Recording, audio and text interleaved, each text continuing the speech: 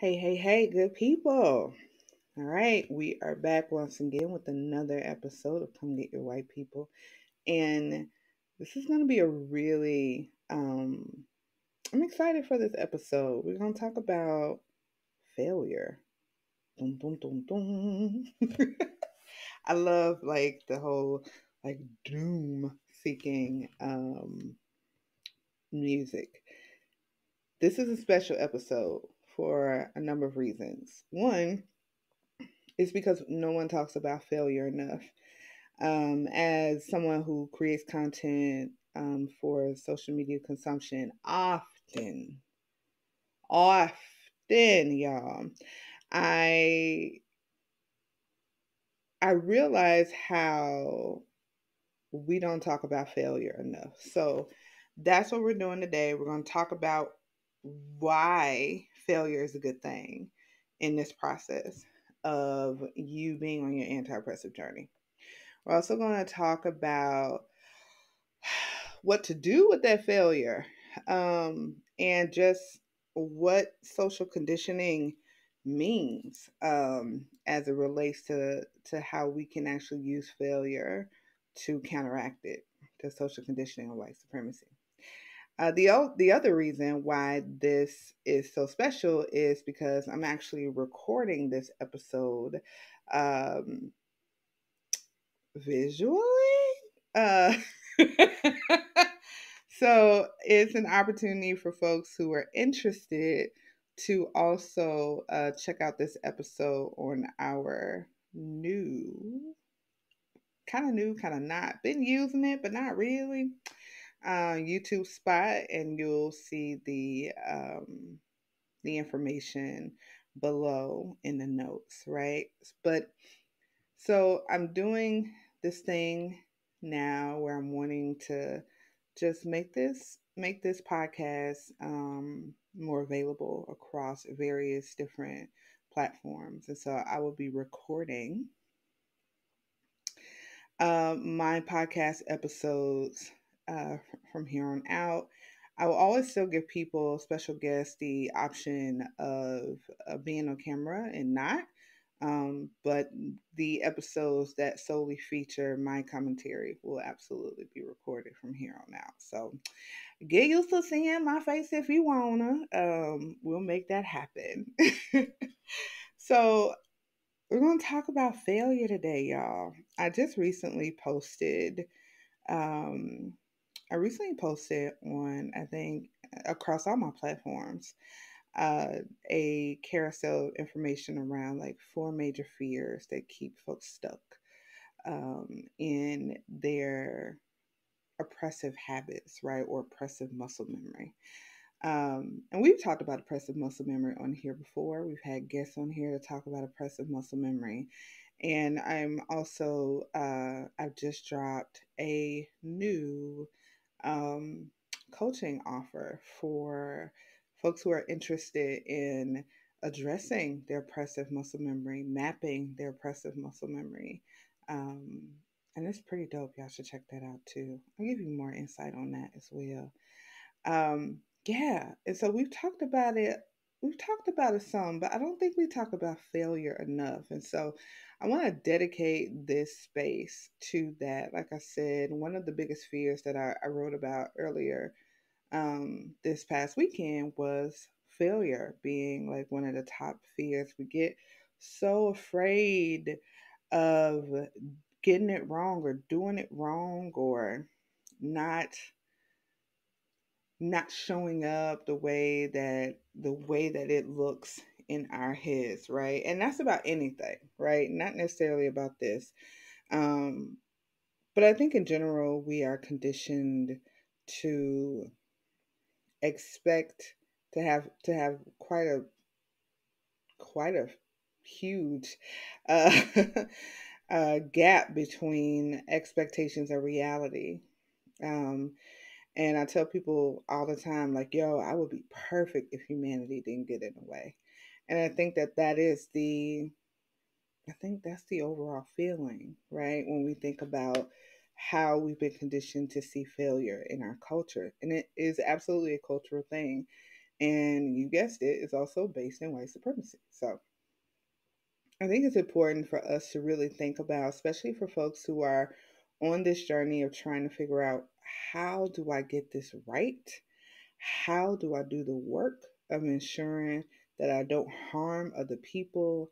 How do I take responsibility for um, how do I take responsibility for understanding the gaps in the history when I know that there are gaps in the history? And how do I do the thing? How do I do the thing to be better? You're gonna have to fail. Okay. Now, y'all know I'm a coach, so I work with white identified folks and I work with white assimilated people of color every day who are really, really interested in mapping their own oppressive habits, and digging into their own relationships that exist with anti blackness and white supremacy. What never ever fails, and this is why I love the people I work with. What never ever fails is the question of, am I doing this right?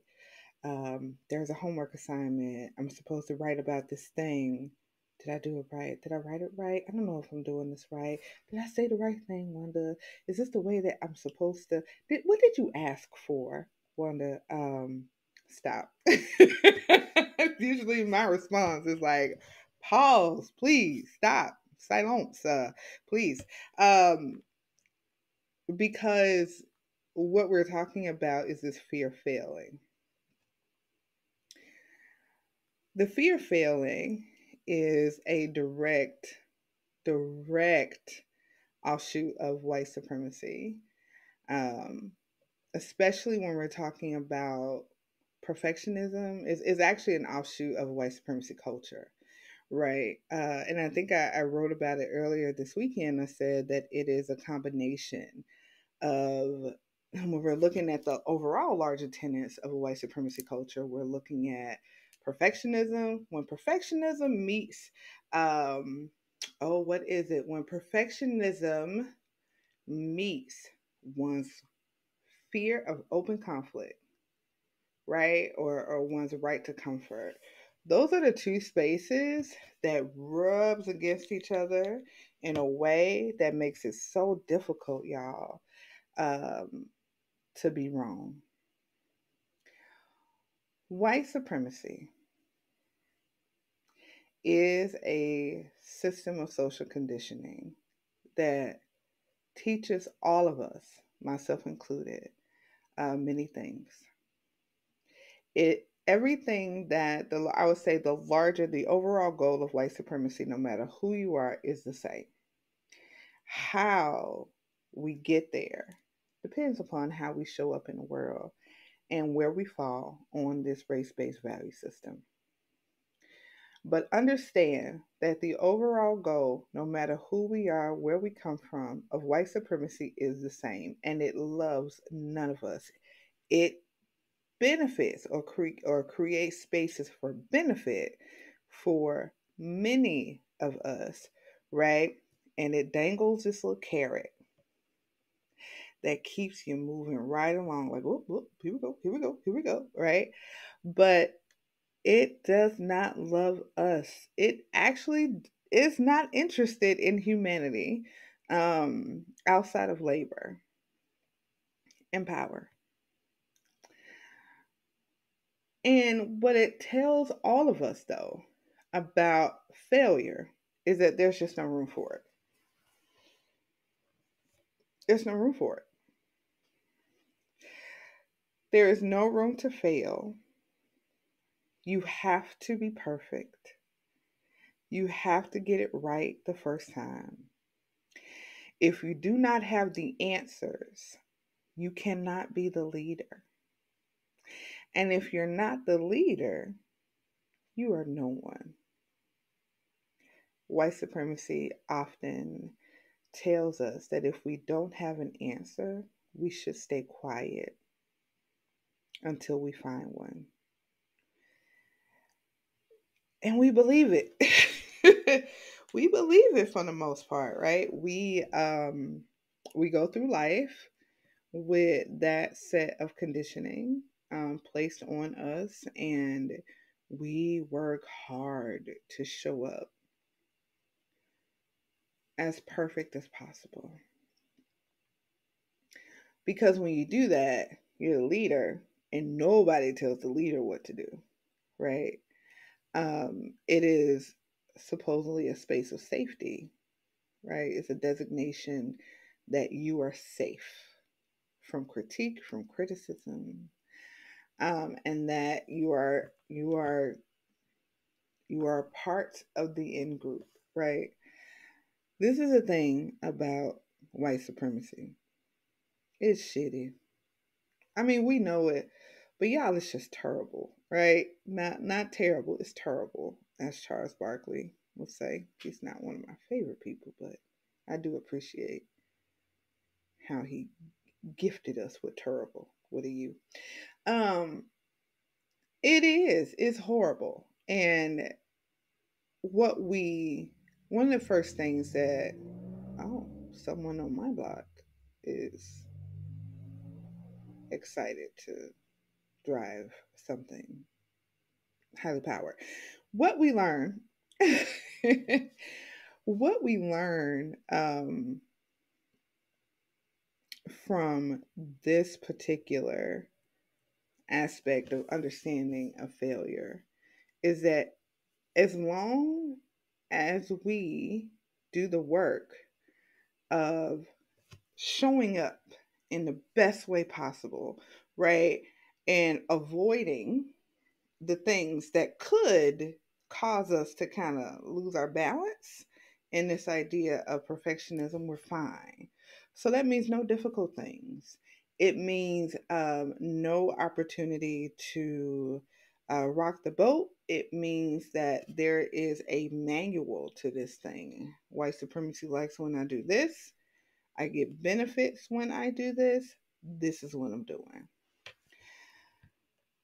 Unraveling white supremacy when you have been conditioned to avoid failure is tough. Because unraveling white supremacy means you have to undo and counteract all of the ways that white supremacy has given you value. And one of those things is we don't see failure. You can't see failure as a type of setback. You can't see failure as the antithesis of success. It works together when we're talking about abolitionism. White supremacy is really good about if we don't talk about it, it doesn't exist. And if it doesn't exist, it can't harm us. When we're really deeply engaged in this work of unraveling and detaching from systems of oppression, we cannot do that without acknowledging and practicing liberation. And Start by Talking calls it practice liberation because you're going to fail. And not only will you will fail beautifully, effortlessly, timelessly, and in a way that would allow you to be able to map your oppressive habits.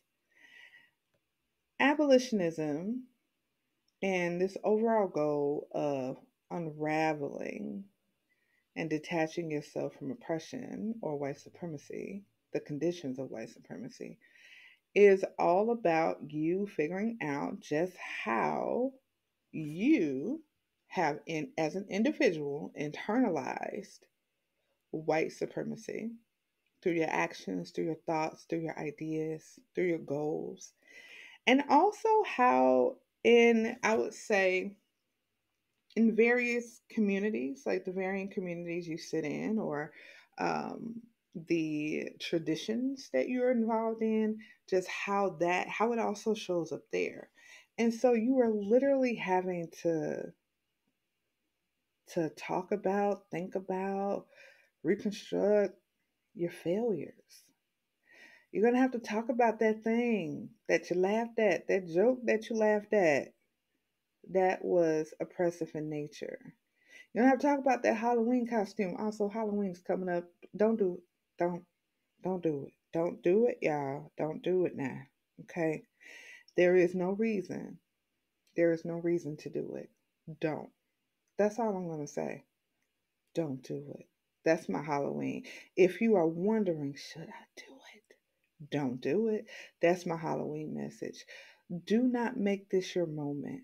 Do not make this your miracle. Do not make this and convince yourself that this is your time to shine and this is how you choose to shine.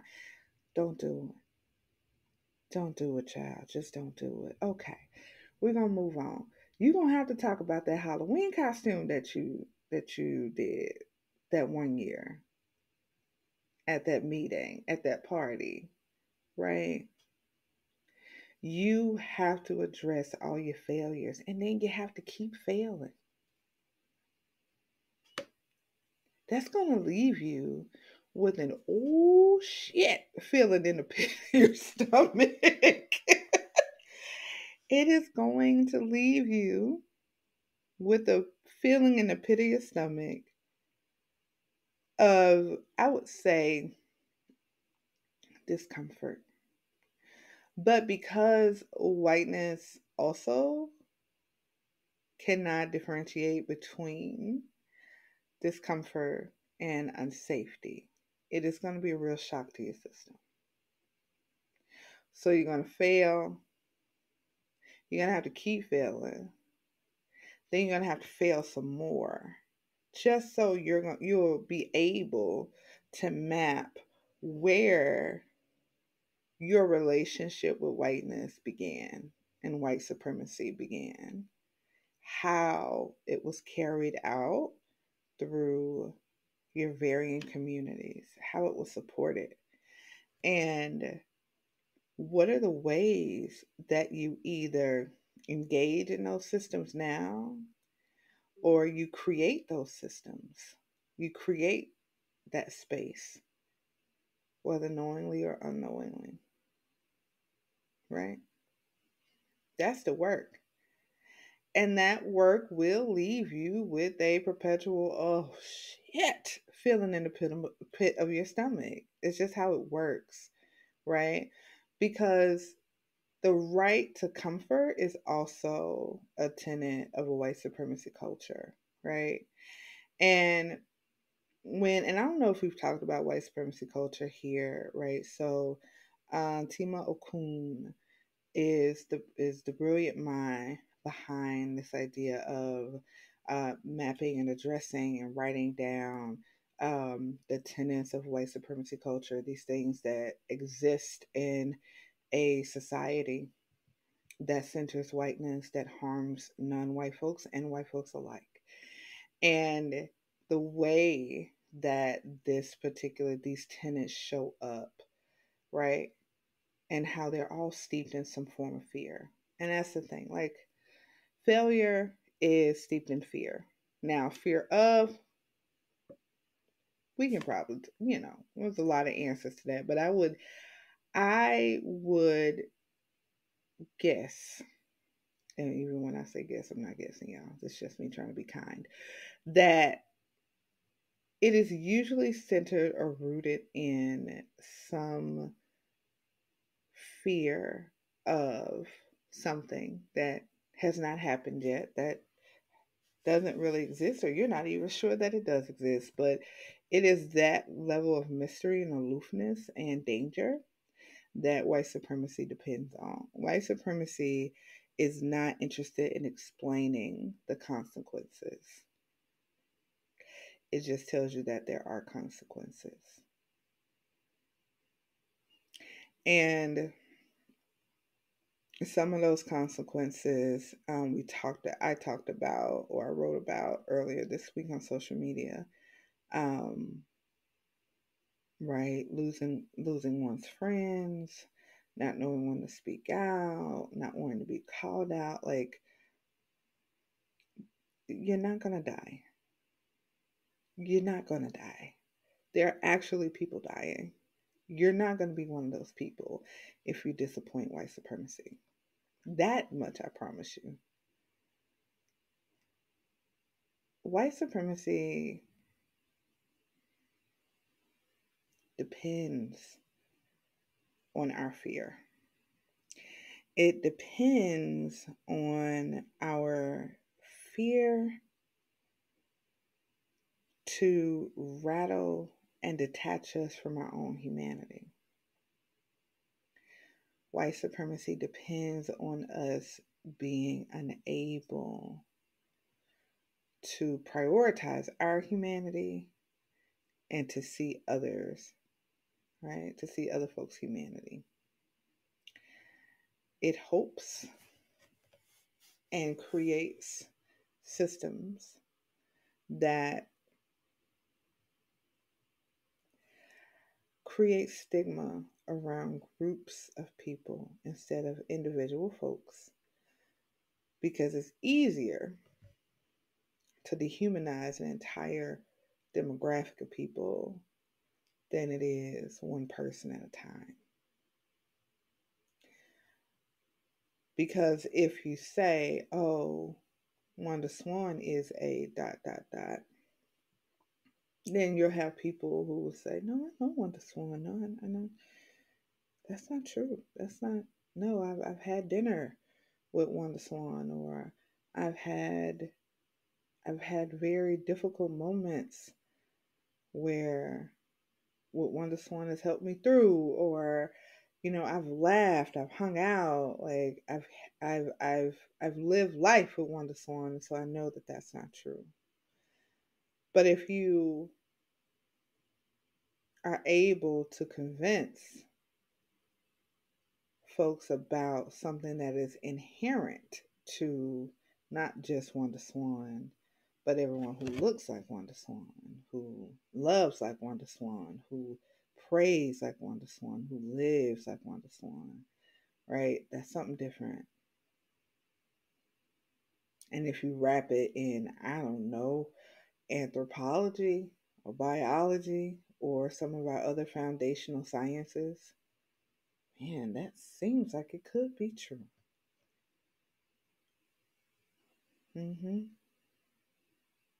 It's easy. It's easy. So fear creates distance within ourselves. It creates distance within logic, ourselves and logic. It creates distance between us and other people. It creates distance between us and abolitionism.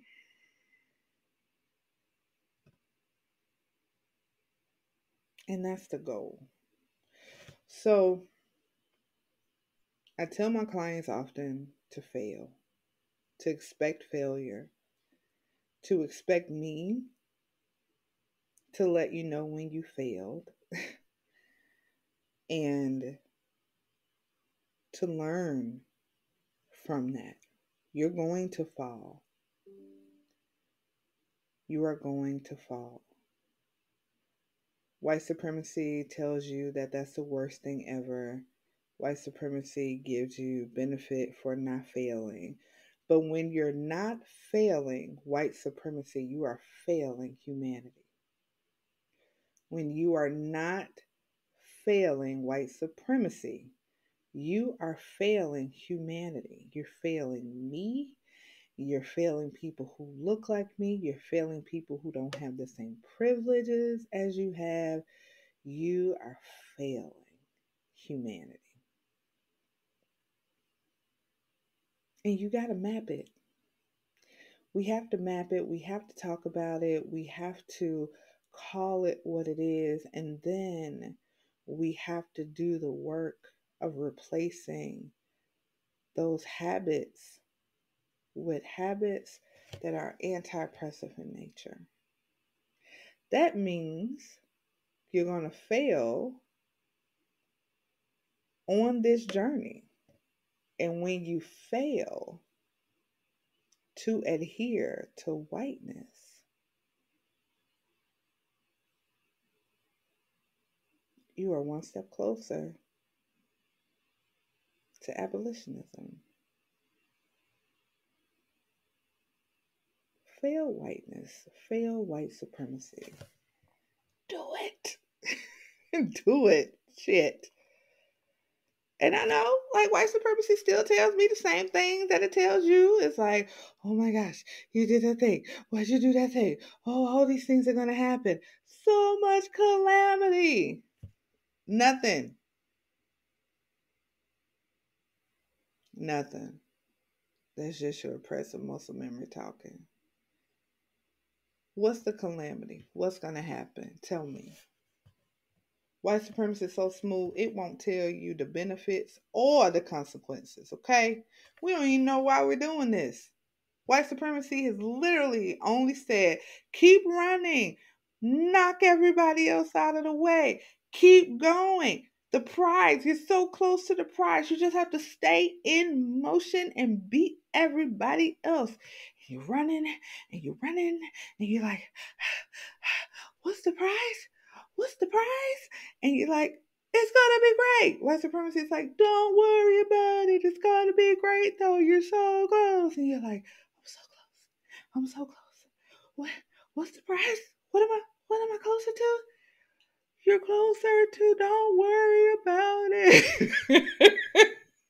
It's gonna be huge. You're gonna love it. I'm gonna love it. It's gonna be great. It's gonna be great. No. What has white supremacy promised us that we can stand on forever? Because the thing about white supremacy that is so slick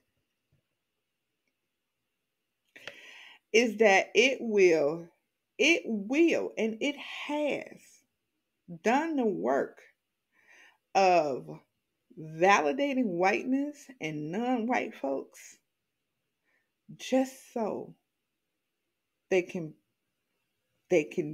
do the work. So my question is this: if you're playing a game where the deck is stacked, okay, and you're told you just got to run it, you just got to play it out, like, don't worry about it, like, you just have to play it out. It's, yeah, it's uncomfortable, but just go ahead, just play it out. This is how you win, okay? And the goal is to knock down everyone who isn't you and to surpass them. That's how you win the game, and you're winning. And so you look up and new people have entered the game because white supremacy says, oh, hold on, wait a minute, I got some other character. Hold on, let me designate some aspects of whiteness within these groups. It's fine, just keep running. Hopefully you'll win. That's the game. The thing about it is whiteness is of no value in this system, but it is the prism that this system uses to talk about value. But white supremacy don't love white people either. And if this were a game about, not even a game, if this were a reality of, or an attempt for the type of dominance that people talk about, this dominance of whiteness, the dominance of whiteness, why you got to step on each other too? Like, you definitely have to step on us, right? That's how it works, because it's a race-based value system. We're at the bottom, right? And then non-black people of color are here, right? And then there's whiteness on top. If, for one thing, the first question is, why are you fighting? There's a race-based value system where whiteness is already on top. Why should you fight if whiteness is already on top? If the goal is to keep whiteness on top and you're already there, why you gotta keep fighting? Now, I'm not saying that I like the race-based value system. I don't at all. And it has created so much trauma that my DNA, I'll never know what my DNA was supposed to look like. because I only have hundreds of years of trauma that has been passed down through my genes, and now I don't know who I am or who my offspring will be. But let's put that to the side for a second, if we can, right? Don't worry about that, okay? Even without that, if this is a system that is so set on whiteness reigning supreme, shouldn't it be enough with the system that's in play? Why you gotta fight each other? I ain't trying to get in your business, but it just don't seem like that this is something that will also help you in the long run. Why? Because white supremacy is a machine. White supremacy is a machine that depends on sacrifice. All it wants is power. And it will continue to differentiate itself or to differentiate populations of people. Because once you no longer have people of color to sacrifice or marginalize folks to sacrifice, the machine's still hungry. So who you think is next? There is no rest in white supremacy. There is no rest in it. You don't get a reprieve from it. You don't get a moment to breathe and look around and say, I won. I won. Because there's no winning. There are benefits. There are benefits. There are benefits that I will never have access to. There are dangers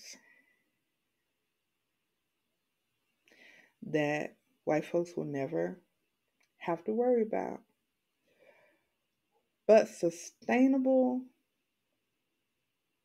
longevity for humanity. Nah, that's not even on this agenda. It will destroy you. It is destroying you slowly. Much more slowly than folks who look like me. But you're also being destroyed. And so, with all that, when we're looking at the grand scheme of things, a little discomfort ain't really hurt nobody. Let's just create a better world. We got to be able to understand the difference between being uncomfortable and being unsafe. And we have to get used to failing.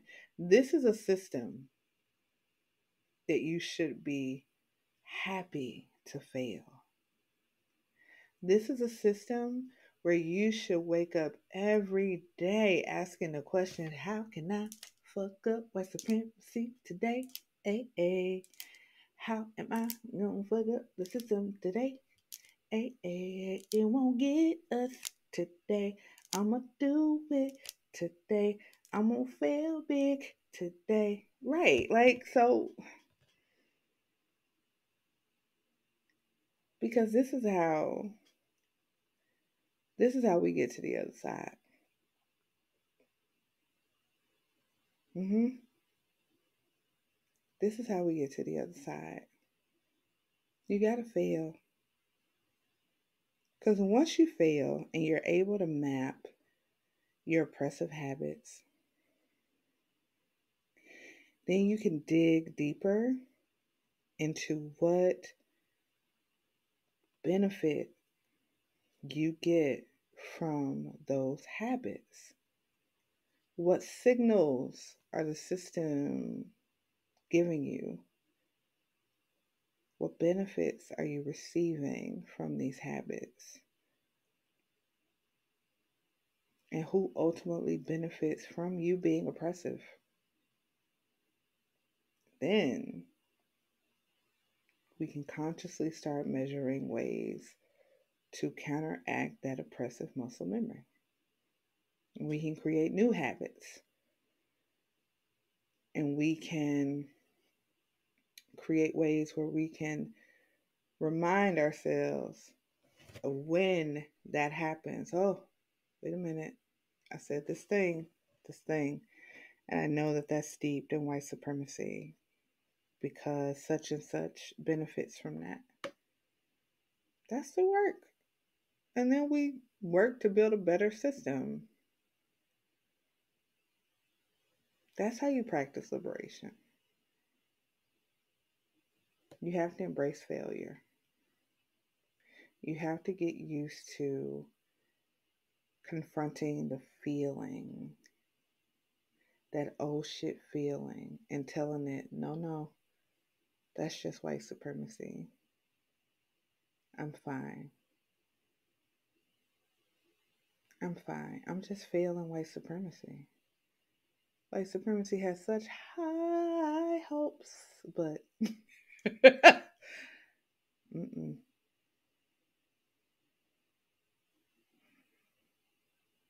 I have a brand new freebie, free resource, absolutely free, that I want you all to download. And it's called Five Habits to Build Your Anti Oppressive Identity. It is a thorough resource with tangible ways of getting closer to understanding your oppressive habits.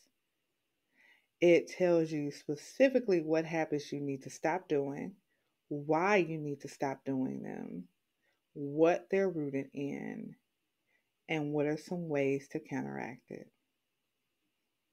You can download it today. You can start reading it today. You can get started on interrogating your oppressive habits today, free. There's also a free training embedded in that guide that acts as an accompaniment to this work. Download it. Do the thing. I will make sure that the link is in my notes. I will make sure that the link is in the YouTube notes. Download this thing. If you're ready, if you're serious, and you want to stick your toe in the water, do the thing. Yeah, do the thing, y'all. All right, I feel like I've preached enough today. I want y'all to have a really good week. And if I can offer some homework,